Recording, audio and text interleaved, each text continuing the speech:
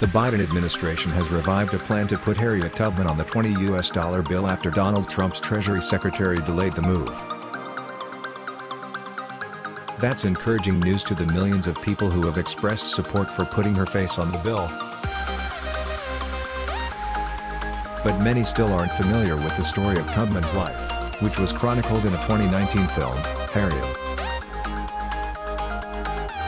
Harriet Tubman worked as a slave, spy and eventually an abolitionist.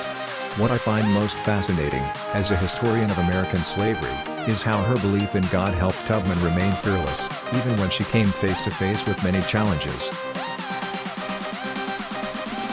Tubman's early life. Tubman was born Araminta Ross in 1822 on the eastern shore of Maryland. When interviewed later in life, Tubman said she started working as a housemaid when she was 5. She recalled that she endured whippings, starvation and hard work even before she got to her teenage years. She labored in Maryland's tobacco fields, but things started to change when farmers switched their main crop to wheat. Grain required less labor, so slave owners began to sell their enslaved people to plantation owners in the Deep South. 2 of Tubman's sisters were sold to a slave trader. One had to leave her child behind. Tubman, too, lived in fear of being sold out. When she was 22, Tubman married a free black man named John Tubman. For reasons that are unclear, she changed her name, taking her mother's first name and her husband's last name. Her marriage did not change her status as an enslaved person. 5 years later, rumors circulated in the slave community that slave traders were once again prowling through the eastern shore. Tubman decided to seize her freedom rather than face the terror of being chained with other slaves to be carried away, often referred to as the chain gang. Tubman stole into the woods and, with the help of some members of the Underground Railroad, walked the 90 miles to Philadelphia, where slavery was illegal. The Underground Railroad was a loose network of African Americans and whites who helped fugitive slaves escape to a free state or to Canada. Tubman began working with William Still, an African American clerk from Philadelphia, who helped slaves find freedom. Tubman led about a dozen rescue missions that freed about 60 to 80 people. She normally rescued people in the winter, when the long dark nights provided cover, and she often adopted some type of disguise.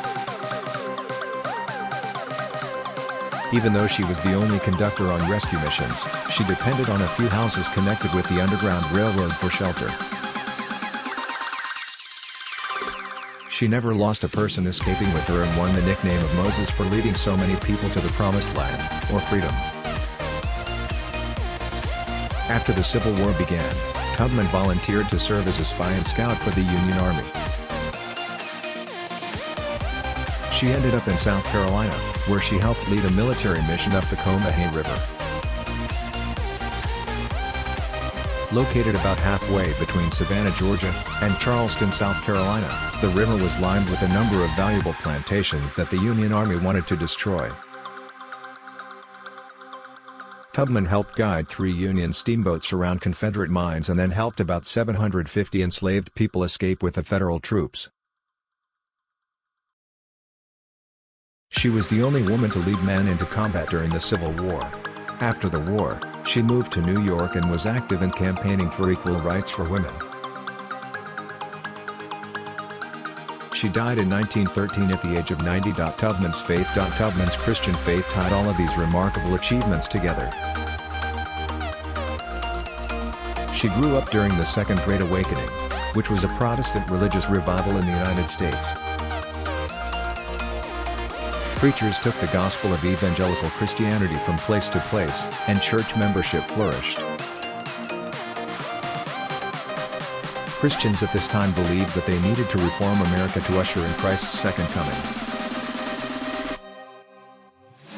A number of black female preachers preached the message of revival and sanctification on Maryland's eastern shore. Jaretta Lee was the first authorized female preacher in the African Methodist Episcopal Church. It is not clear whether Tubman attended any of these camp meetings, but she was inspired by the evangelist.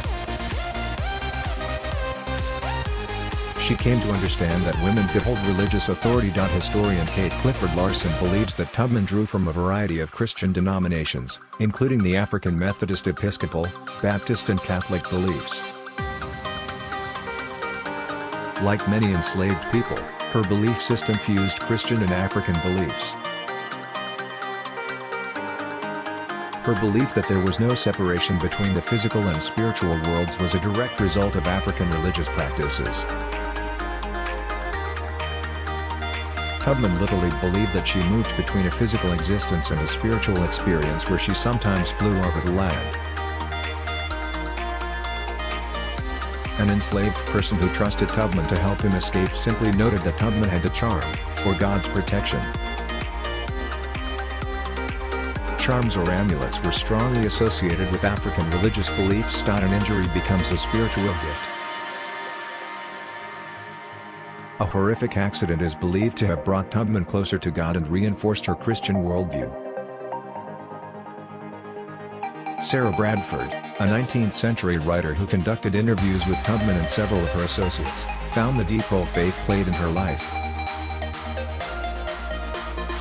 When she was a teenager, Tubman happened to be at a dry goods store when an overseer was trying to capture an enslaved person who had left his slave labor camp without permission. The angry man threw a 2-pound weight at the runaway but hit Tubman instead, crushing part of her skull. For 2 days she lingered between life and death. The injury almost certainly gave her temporal lobe epilepsy. As a result, she would have splitting headaches, fall asleep without notice, even during conversations, and have dreamlike trances. Deep knowledge, daily. Sign up for the Conversations newsletter. As Bradford documents, Tubman believed that her trances and visions were God's revelation and evidence of his direct involvement in her life. One abolitionist told Bradford that Tubman talked with God, and he talked with her every day of her life. According to Larson, this confidence in providential guidance and protection helped make Tubman fearless. Standing only 5 feet tall, she had an air of authority that demanded respect. Once Tubman told Bradford that when she was leading 2 stout men to freedom, she believed that God told her to stop and leave the road. She led the scared and reluctant men through an icy stream, and to freedom. Harriet Tubman once said that slavery was the next thing to hell. She helped many transcend that hell.